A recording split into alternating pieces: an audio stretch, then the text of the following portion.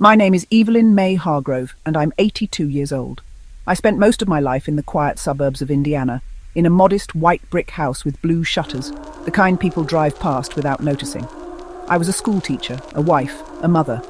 I believed in decency, in family dinners, in prayer before bed. But here I am now, stripped of dignity, strapped to tubes in the intensive care unit, fighting for every breath as machines do the work my lungs can no longer manage. The air in the ICU smelled of bleach and sorrow. The rhythmic hiss of the oxygen tank was the only thing keeping me tethered to this world. My chest rose and fell with each artificial breath. My son, Douglas, stood at the foot of the bed, his tailored suit too sharp, too polished, as if he were on his way to a business meeting instead of watching his mother cling to life. His wife, Madeline, hovered beside him with folded arms, her perfume far too sweet for a room meant for dying. Douglas had once been my pride, a boy who cried when his dog died, who promised me as a teenager that he would always take care of me. But somewhere along the road, after money, after the endless climb up the corporate ladder, he had hardened. I could see it now in the way his eyes kept darting to the monitors, not out of worry for me, but as if the beeping was an annoying sound he wanted turned off. What I didn't know, what I was about to discover, was that as I lay helpless, he had already emptied my life savings. $5 million, earned by my late husband's small trucking business, every penny I had carefully invested after he passed, stolen by my only son. And Madeline, she had bigger plans. Her red nails drummed against the bed rail as she whispered to him, her voice a snake's hiss. "Doug, it's time. She's suffering. Just sign the papers. End this." My eyes darted to hers, but my body couldn't move. The tube in my throat silenced me. I was a prisoner in my own body, screaming inside while my son considered whether my life was worth another minute of oxygen. Then, before Douglas could speak, before Madeline could reach for the nurse call button, something happened that none of us expected. The door blew open. Long before the tubes, the hospital gowns, and the cold hiss of oxygen, there was warmth. My life began in a small Indiana town where neighbours waved at each other from porches, and every Sunday meant pot roast and hymnals. I was just a girl then, the daughter of a postman and a homemaker, dreaming about the wide world. But my world narrowed the day I met Henry Hargrove. Henry was no one's idea of remarkable. He was lanky, with ears a little too big and hands calloused from hauling freight in his father's trucking business. But when he smiled at me at the county fair, holding out a paper cone of candied almonds, I felt as though the earth had shifted. He wasn't flashy, but he was steady. And steady was exactly what I needed. We built a life together in that white brick house with the blue shutters. The walls rang with laughter when Douglas was born, our miracle boy after years of trying. I can still remember Henry pacing the hallway, his rough hands trembling as he held our swaddled son for the first time. "He's going to do great things, Evie," he whispered. "Our boy's going to take this family higher than we ever dreamed." For decades we worked hard. Henry drove trucks across state lines, and I graded papers late into the night. Every penny we saved was carefully folded away for Douglas's future. We skipped vacations, wore clothes until they frayed, and lived by one rule: family first. By the time Henry passed, suddenly, cruelly, one winter morning, I had nearly $5 million tied up in investments, a nest egg meant to protect me, and someday, Douglas too. But grief has a way of loosening family ties. After Henry's funeral, I noticed a shadow fall across my son's face. His eyes, once soft, seemed colder. He didn't want to talk about memories or share stories about his father. Instead, he began asking questions about accounts, about investments, about wills. At first, I brushed it off. Grief makes people strange. But slowly I realized the boy Henry and I had raised with love was slipping away. And what I could not know then, what would take decades to unfold, was that the very house built on sacrifice and trust would become the stage for betrayal so sharp it would almost kill me, because family first was no longer his rule. Douglas was once my shadow. As a boy, he would sit beside me at the kitchen table, scribbling in his notebooks while I graded my students' essays. He had Henry's restless energy, always tinkering with radios or fixing up old bicycles he found at garage sales. He dreamed big. At 13, he swore he'd own a business empire.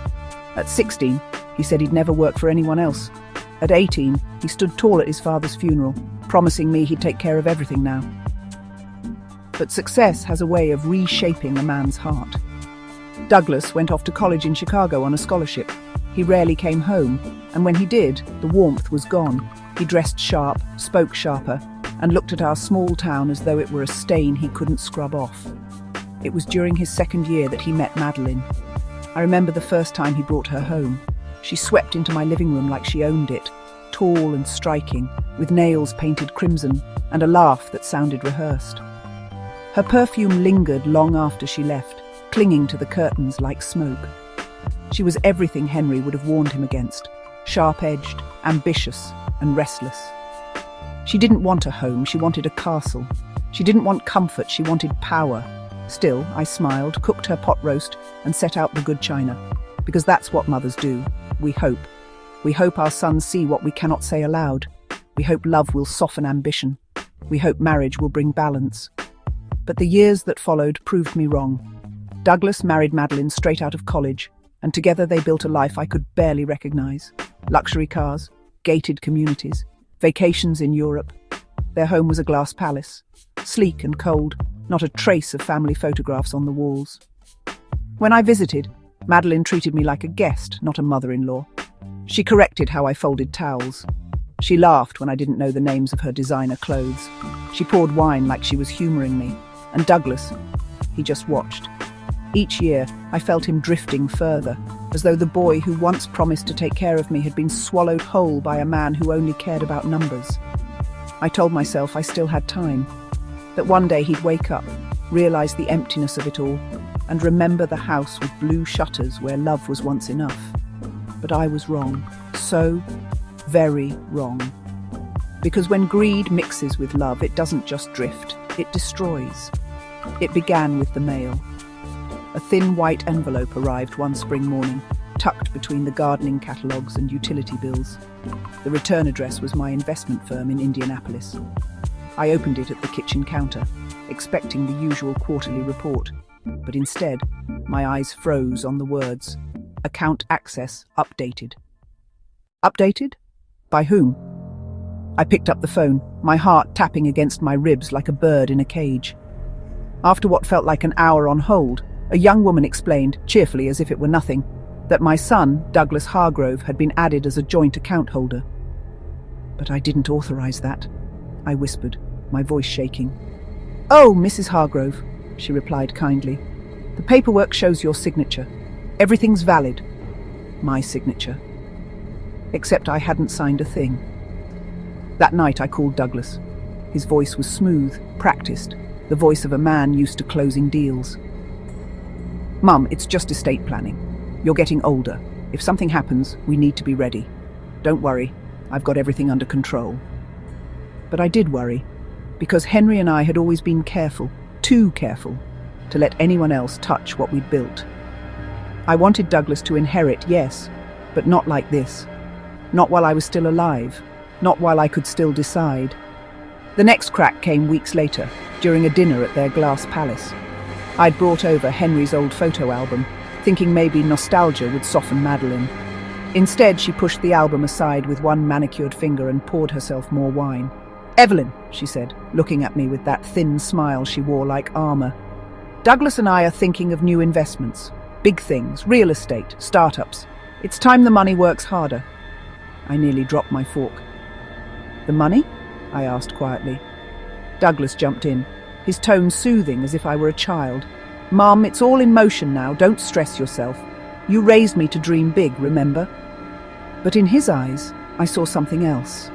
A hunger Henry had never known. That night, lying in my quiet house with the blue shutters, I stared at the ceiling until dawn. The cracks were no longer small, they were spreading, racing across the foundation of everything Henry and I had sacrificed for. And deep inside, a terrible thought began to take root. What if my son, my only son, wasn't planning to take care of me at all? At first I tried to tell myself it was a mistake, clerical error, a misunderstanding, but the evidence started to stack up. 5 million did not vanish overnight. There were transfers, shell entities, signatures that looked eerily familiar, and yet not mine. Every phone call, every polite dismissal felt like a small blade. And then, as my breath grew shallower and the machines hummed, I learned something worse than theft. I learned how quickly the people you trust can decide your fate. They weighed the cost of my life like a balance sheet, quiet, clinical, unfeeling. And as I lay, helpless, I could only watch the faces I loved turn into strangers who measured my worth in numbers. What happens next is a matter of choices, some made in boardrooms and some made in the quietest rooms of all. I couldn't let it fester. The next Sunday, I drove myself to Douglas's house.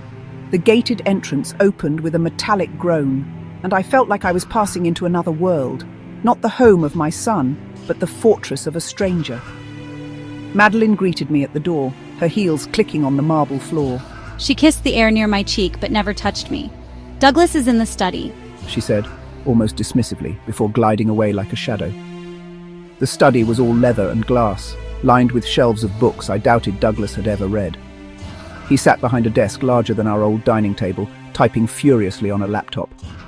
When he looked up, I saw a flash of annoyance before he forced a smile. Mom, what a surprise. I didn't sit. My voice trembled, but I steadied it. "Douglas, I need to ask you something, and I want the truth. Did you forge my signature?" You're being dramatic. It's not forging if it's for your benefit. I'm just streamlining things, making sure your accounts are managed properly. I stared at him. This wasn't my son. This was someone else, someone polished, hardened, a man who spoke of accounts and management instead of birthdays and family dinners. "Douglas," I whispered, my heart breaking. "Your father trusted you. I trusted you. How could you take without asking?" For the briefest second, guilt flickered in his eyes. But then Madeline entered, carrying 2 glasses of wine. She handed one to him, draped her hand on his shoulder, and looked at me like a cat toying with a mouse. Evelyn, Douglas isn't taking. He's leading. Isn't that what you wanted? For him to be strong, to provide?" The room went silent. I could hear my own pulse pounding in my ears. Then Douglas spoke, his voice lower, colder. "Mom, you need to trust me. I know what I'm doing. If you can't, then maybe you shouldn't worry about the money at all." I felt the sting of those words deep in my chest. My knees weakened, and I gripped the back of a chair to steady myself. The boy who once brought me dandelions from the yard was gone. The man before me was a stranger, and in that moment, a terrifying thought crept in. It wasn't just the money they wanted, it was control over me. After that day in Douglas's study, I realized something I never wanted to admit. I was at war with my own son. The very next morning, I put on my best coat, the one Henry always said made me look like I belonged in a magazine, and drove to the office of Charles Whitmore, an old lawyer I'd once worked with when Henry and I wrote our wills. Charles was grey-haired now, his hands shaky, but his mind was still sharp as a tack. "Evelyn," he said kindly as I sat across from him, "what brings you here?" I lowered my voice. "I think my son is stealing from me." The words tasted like poison. Charles leaned back, eyes narrowing. I explained everything, the forged signature, the joint account, Madeline's cold smile.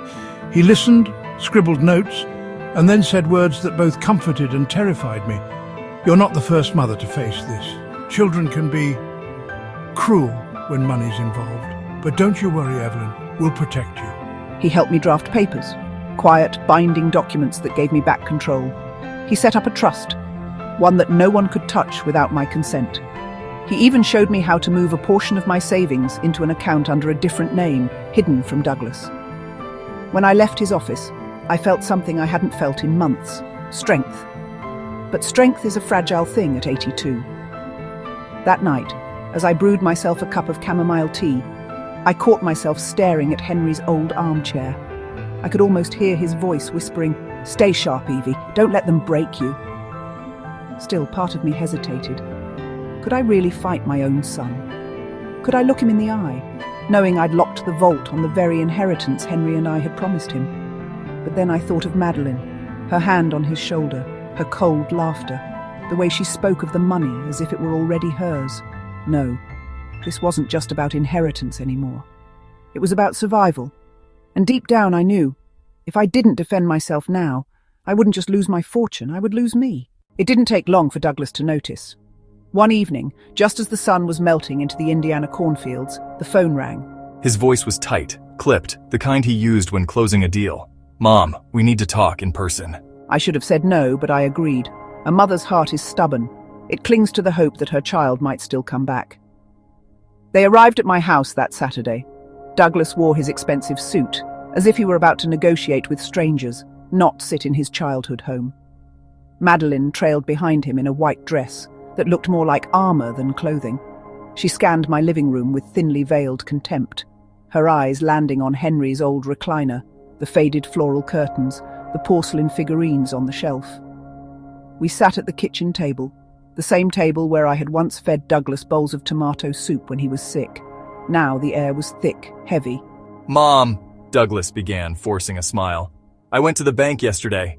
They said there's been a change in your accounts. I said nothing, just folded my hands in my lap. His smile faltered. Why didn't you tell me? I met his gaze, steady despite the tremor in my chest. Because it wasn't your business, Douglas. It never was. Madeline leaned forward, her eyes glittering. Evelyn, you're not thinking clearly. You're old, and these legal games. Do you really think you can manage all this on your own? Douglas is trying to help you. Help me, I whispered, my voice sharper than I intended. By forging my name. By draining what your father and I spent a lifetime saving. Douglas's jaw tightened, his hands clenched into fists on the table.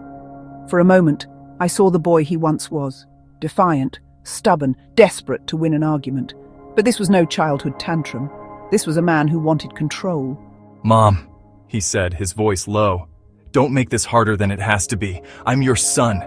You raised me. You owe me trust. The words cut deep, but I didn't flinch. And you owe me respect. The room went silent. Even the old clock on the wall seemed to stop ticking. Madeline finally broke the silence with a laugh so sharp it felt like glass. You'll see, Evelyn. Sooner or later, you won't have a choice. And when that time comes, Douglas will already be ready to sign the papers. I didn't ask which papers. I already knew. And in that moment, sitting at the same table where my family had once prayed before meals, I realized something terrifying. They weren't just waiting for my money. They were waiting for my death. The days grew quieter after that confrontation. Too quiet.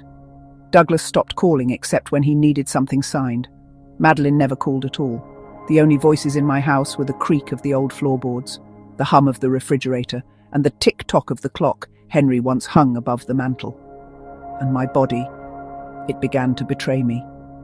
The cough that had started as a nuisance grew sharper, deeper.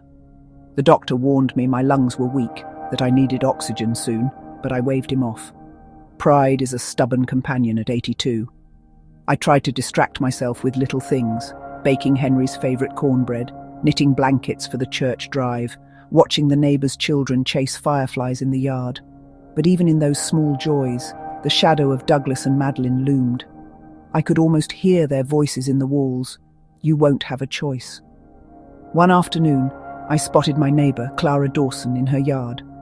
Clara had been my friend for 40 years, a widow like me. She waved, but her smile faltered when she saw how slowly I moved. She came over, placed a hand on my arm and whispered, "Evelyn, you don't look well. Are you eating enough? Do you need me to drive you to the doctor?" I wanted to say yes, to confess everything, the forged papers, the fear that my son was circling me like a vulture. But the words lodged in my throat. Shame is heavy, heavier than age.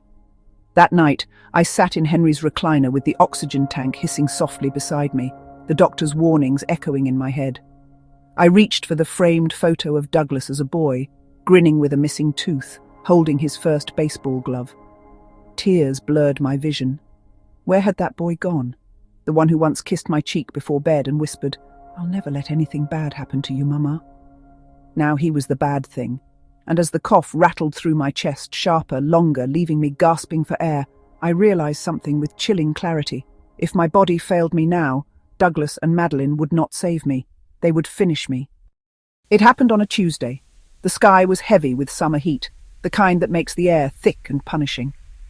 I had just finished folding laundry, Henry's old flannel shirts I could never bring myself to throw away, when the coughing began.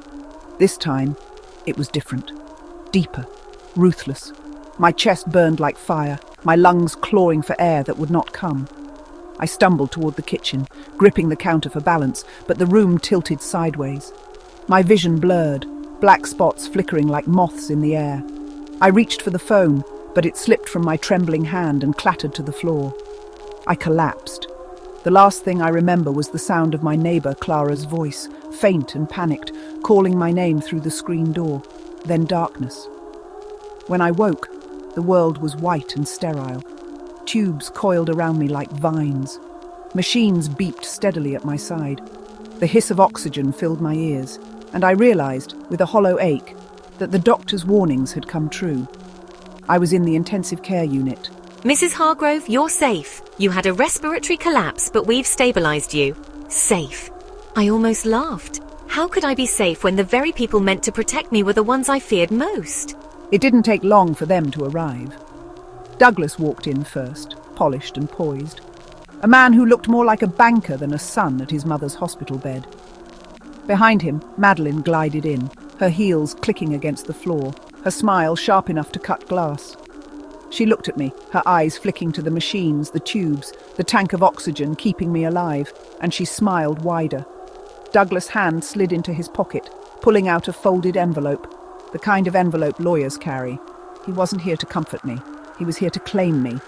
Mom, you're not well. You need someone to handle things for you. I've brought the papers. It's just power of attorney, nothing scary. You sign, and I take care of everything. No more stress. I wanted to scream no. I wanted to slap the papers from his hands, tear them into shreds, tell him he was not my son, but a stranger wearing his face. But the tube down my throat silenced me. My hands trembled against the blanket, too weak to lift. Evelyn, this is Mercy. You're tired. You've lived a long life. Why cling to burdens when Douglas can carry them for you? Her hand smoothed the blanket over my chest, as if she were tucking me in for the grave. Just a signature, Mum, that's all. My heart pounded. The pen hovered above the paper. I thought of Henry, steady, honest Henry, and of the promises we made to protect what we built. Tears stung my eyes. Oh, Evelyn! It was Clara Dawson, my neighbour, my friend. She clutched a bouquet of grocery store daisies, her breath short from hurrying down the hospital halls. What's this? She's barely conscious. She can't be signing things now. This isn't appropriate right now, sir. Well, revisit once she's fully alert. Douglas' face tightened, rage flashing for a brief second before he smoothed it back into his polished mask. Of course, but I saw it in his eyes. This wasn't the end. It was only a delay. The night fell heavy over the ICU. The fluorescent lights hummed, a constant reminder that I was trapped in this room, a prisoner of my frail body and their ambitions. Madeline lingered, pacing the floor with those heels that clicked like tiny gavel strikes against the tile. She's tired. She won't last another week. Just a little push and it's over. Then the money. Everything ours. Her words weren't meant for my ears. They were meant for the universe, to convince herself. Yet I heard them, sharp as a blade. And then from the corner of the room, I noticed it. A small crumpled envelope sticking out of her bag. She hadn't noticed me seeing it. I closed my eyes for a moment and pictured Henry beside me. Evie, they can't have what they want if you're still breathing. Keep fighting. Somewhere deep inside I found a spark. It was faint, fragile, but it was enough to remind me that even on oxygen, even in this hospital bed, I was not powerless. If they thought they could end me quietly, they were wrong. The clock ticked on. The monitors beeped. The night was long. And in that long, suffocating silence, I made a decision. I would fight, even if it killed me. Even if it meant facing my own son. Even if it meant standing against Madeline's cold, calculating smile. The next morning, the ICU was quiet but tense. Machines hummed steadily. The air smelled of antiseptic. And outside, the sun burned through the blinds, painting harsh stripes across my bed. Madeline hovered nearby, checking her phone, lips pursed like she was waiting for something to happen. Douglas hadn't come back yet, but I knew he would. With a shaky hand, I tapped the nurse's shoulder. She leaned in, her brow furrowed. I whispered, slowly, carefully, so Madeline wouldn't hear, "Call Charles Whitmore. Tell him to bring the legal paperwork immediately. And don't let Douglas near it." The nurse's eyes widened. She nodded, understanding without words. Then I made a mental inventory of my resources. Hidden accounts, secret documents, even a small portion of Henry's savings in a safe deposit box Douglas didn't know existed. Every piece of paper, every password, every bank statement became a weapon I could use. Madeline watched, oblivious. She smiled, thinking she still controlled the situation, still believed the fight was one-sided. But I could see through her. I could see the calculation behind her smile, the way she measured each step, each movement. And I understood her strategy. It was simple. Wait for me to weaken and then strike. But I would not wait. I would strike first. Even on oxygen, even tethered to machines, even lying in this fragile body, I could maneuver, plan, and fight. I had knowledge, cunning, and allies who were blind to their schemes. Clara had seen through Madeline's mask. The nurse, young and careful, treated me with respect. And there was one other thing they underestimated. My mind. Even weakened, it was sharper than their greed. And slowly, with every ragged breath, I began plotting my counterattack. Because no one, not even the people you love most, has the right to pull the plug on your life. And at that moment I swore they would regret ever underestimating me. I would fight, even if it killed me, even if it meant facing my own son, even if it meant standing against Madeline's cold, calculating smile. Because no one, not even the people you love most, has the right to pull the plug on your life. They would regret ever underestimating me. Douglas returned that afternoon, his expression carefully neutral, as if nothing had changed. Madeline trailed behind, her heels clicking like tiny warnings against the sterile floor. They approached my bed with a calm that was meant to intimidate. Mom, I thought we could finalize some documents today. Nothing serious, just standard procedure. I let the oxygen hiss fill the silence, then fixed him with a gaze that refused to yield. My voice was weak, but my words cut sharp. Nothing will be signed today. You're too tired to think straight. Let us handle it. We know what's best for you. But I had already set my plan in motion. Clara had contacted Charles Whitmore. The secret accounts were frozen. Mom, please, you don't want this to get messy. I reached for the nurse's hand, giving a subtle squeeze, a code. She understood instantly. Intervene if they pressed further. Douglas leaned in, trying to guide my hand toward the pen. I whispered, barely audible but full of defiance, "Try me." Douglas's hand trembled slightly over the paperwork. Madeline's lips pressed into a thin line. For the first time, I realized something profound. They were not in control anymore. And even tethered to machines, even weak from illness, I felt something I hadn't felt in years. Power, subtle and quiet, but lethal. The room was thick with tension, every beep of the monitor a countdown to confrontation. Mom, this isn't necessary, just sign. You know it's easier this way. I will not sign. Douglas, maybe we should just wait. She's too weak to fight. She'll see reason soon. No! Douglas snapped, frustration finally breaking his polished exterior. I'm not waiting. I've done everything for her. You've done nothing but steal. Henry's money, my trust, my life. You've betrayed everything we built. The words hit Douglas like a slap. His fists clenched, his face twisted with rage. She can't control everything forever. Just... Before she could finish, the door slammed open with a force that rattled the monitors and sent papers flying. Both Douglas and Madeline froze. Step away from her, now! Douglas's face paled. Madeline's lips parted in shock. In that moment, I felt something shift inside me. The fear, the helplessness, the exhaustion, all of it ignited into raw, unyielding strength. For the first time since the hospital doors closed behind me, I was no longer a victim. They underestimated me. They underestimated everyone who cared about me, and I realized with a fierce, quiet clarity, they were not going to win. The storm had arrived.